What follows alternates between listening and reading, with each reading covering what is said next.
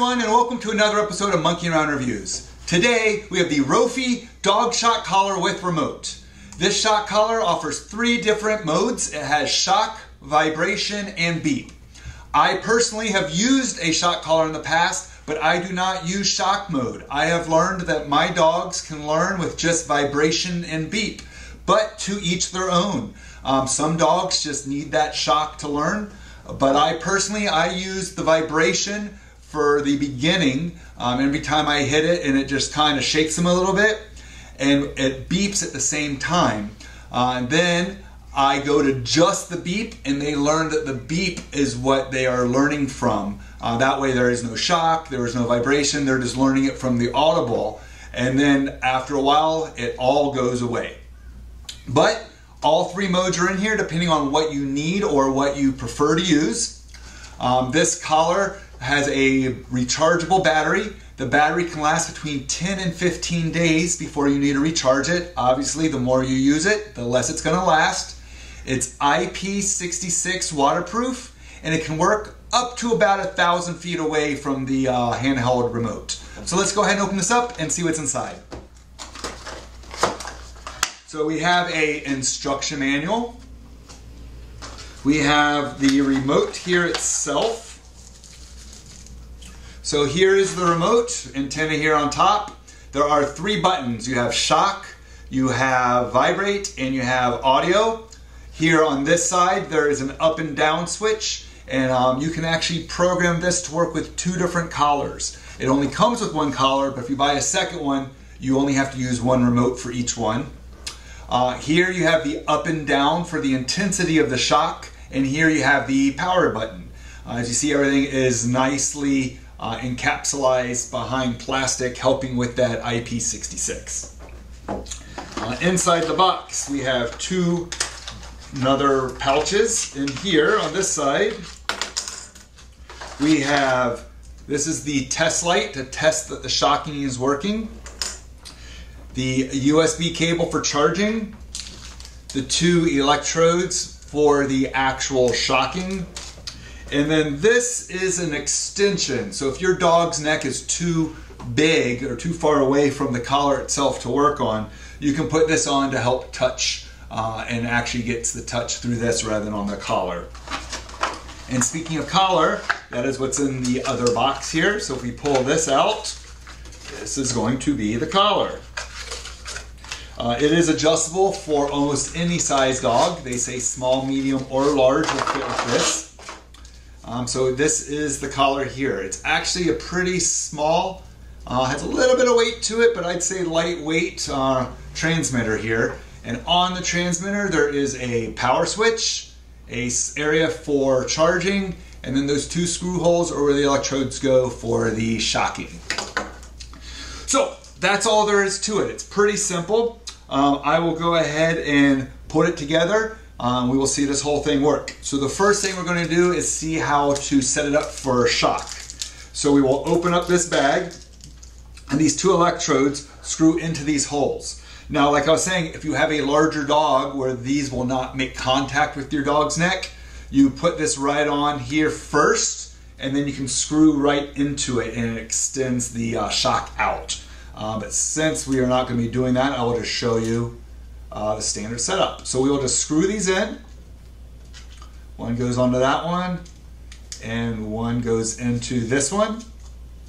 So you take this little tester here, and if you notice there's 2 sizes. The smaller size there, you can actually use that to tighten these electrodes. And that's it. So you don't want to go overly tight, you just want to put it on so it doesn't want to come off, because it's going to be moving around on the dog.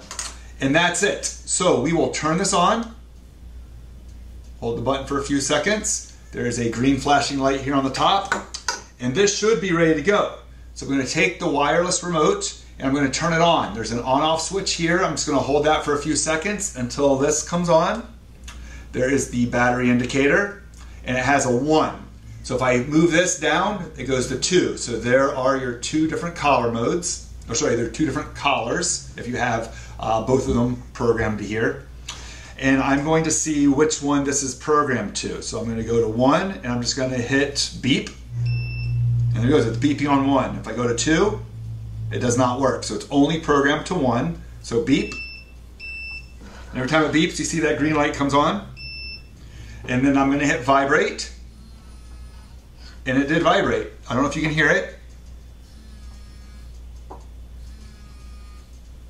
And like I said earlier, the way I would do it, if you don't want to use shock like I don't like using, you can hit vibrate.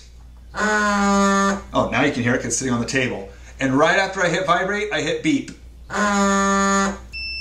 So they learn that beep goes with the vibrate. Obviously, if you use the shock, I would do the same thing. You would do a shock, and then you would make that beep sound so they can start learning the beep so you can get away from the shock. Just like I want to get away from that vibrate. I just want the dog to hear the beep and know that's wrong, don't do that.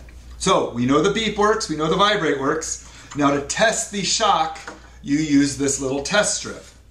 So the way this works is there's two pieces of metal on here and a light. So you can just put this right on here, and then when you hit shock, it's going to light up. And as you can see, there's the light, this is the orange light. Let me see if I can actually bring this closer to the camera. And so that's actually pretty bright because that is at 16. So if I bring the intensity of the shock down, which is this button here, I'll take it all the way down to, let's say, 5. And now if I hit shock, the light won't be as bright because it's not sending as much power. So it's very, very dim now. I don't know if you can even see it. And once again, bring it back up to 16, hit it, and it's bright. And every time I hit the shock, that green light that flashes there, it actually becomes orange. So it's that simple to use. I mean, it took me less than 2 minutes to put this whole thing together. As you see now, the screen has gone blank, so this goes into a standby mode, but the second I hit a button, it's going to make it sound because it's still on. So to turn this thing off, you actually have to hold that on-off switch for a while, and then it'll turn itself off. So now it's off. See, button's not doing anything. Now, as per the manufacturer instructions, they recommend that you do not leave this collar on. It's even written right here. They tell you not to leave the collar on for more than 12 hours. They actually say they recommend it not even more than 6 hours, but 12 hours is the max. So you don't want to leave this collar on all day long. Also, it says to please move it around, reposition it every 1 to 2 hours. So if you are using the shock, you're not shocking that same spot every time. And of course, if you're not going to use the shock, don't leave these shocking electrodes here. Remove them. So if you accidentally hit the button, it's not going to do anything to the dog. Plus, it's just going to be an annoyance if you're not training with that. And last but not least, on the other side, it says, check the skin condition of the dog's neck for any abnormalities every day. And then don't use it if you see that there's any issues from where this is connected or touching the dog. So once again, this has been Monkey Around Reviews with the Roffie Dog Shock Collar with Remote. If you've used a shock collar before, I'd love to hear about your experiences below. And as always, make sure you like and subscribe.